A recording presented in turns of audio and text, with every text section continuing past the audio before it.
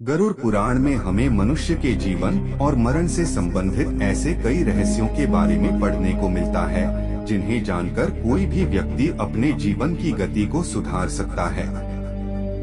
आपने हमारी प्रस्तुति गरुड़ पुराण भाग 1 में जाना कि मृत्यु के समय मनुष्य के साथ क्या क्या घटित होता है और वह किस प्रकार यमलोक ले जाया जाता है। इस प्रस्तुति में आज हम जानेंगे कि मृत्यु के बाद जीवात्मा कितने दिनों तक घर में रहती है। हमारे धर्म शास्त्रों में इस संदर्भ में क्या क्या वर्णित किया गया है, वह सब हम आपको इस वीडियो के माध्यम से बताएंगे। आध्यात्मिक और धार्मिक ज्ञान वृद्धि हेतु चैनल को सब्सक्राइब करें। अधिक समय न लेते हुए आरंभ करते हैं।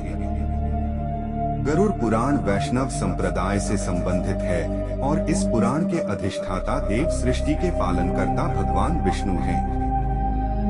आपने हमारी प्रस्तुति गरुड़ पुराण भाग 1 में देखा कि कैसे यमदूत उस जीवात्मा को यमलोक ले जाते हैं। वह जीवात्मा 24 घंटों के पश्चात पुनः वापस आती है और 24 घंटों के दौरान जीवात्मा को उसके संपूर्ण जीवन का लेखा जोखा दिखाया जाता है, जिसमें यह आकलन होता है कि अपने जीवन काल में इस जीवात्मा ने कितने पाप और पुण्य किए हैं। इसके पश्चात आत्मा को फिर उसी घर में लाया जाता है जहां उसने अपने शरीर का त्याग किया था और 13 दिन तक वह जीवात्मा वही अपने परिवार के बीच रहती है। वह समय इस आत्म के लिए बहुत दुखदायी होता है।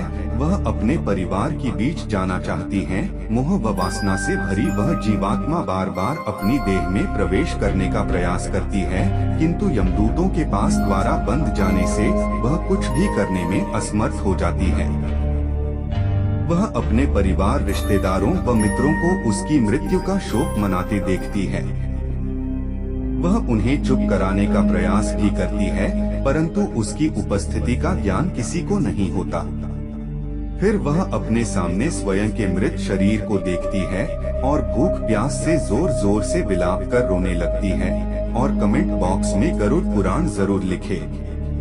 इसके साथ साथ गरुड़ पुराण में यह भी बताया गया है कि मनुष्य पुण्य कर्म तो करता है, परंतु उसके पुण्यों की संख्या उसके द्वारा किए गए पापों से कम होती है, अर्थात मनुष्य पुण्यों की अपेक्षा पाप अधिक करता है। इसके समाधान स्वरूप मृत्यु के पश्चात पिंड दान करना आवश्यक बताया गया है। 10 दिनों तक जीवात्मा के उद्देश्य से पुत्रगण पिंड दान देते हैं। अगर मृतक का पिंड दान नहीं किया गया तो जीवात्मा अनंत काल तक भटकती रहती है और हजारों सालों तक पीड़ा व कष्ट भोगने के बाद अगला जन्म लेती है। प्रतिदिन दिए जाने वाले पिंड के 4 भाग हो जाते हैं। उसके 2 भाग से मृतक का शरीर बनता है। तीसरा भाग यमदूत ले लेते हैं और चौथा भाग मृतक को खाने के लिए मिलता है। 9 दिन रात में प्रेत पुनः शरीर युक्त हो जाता है।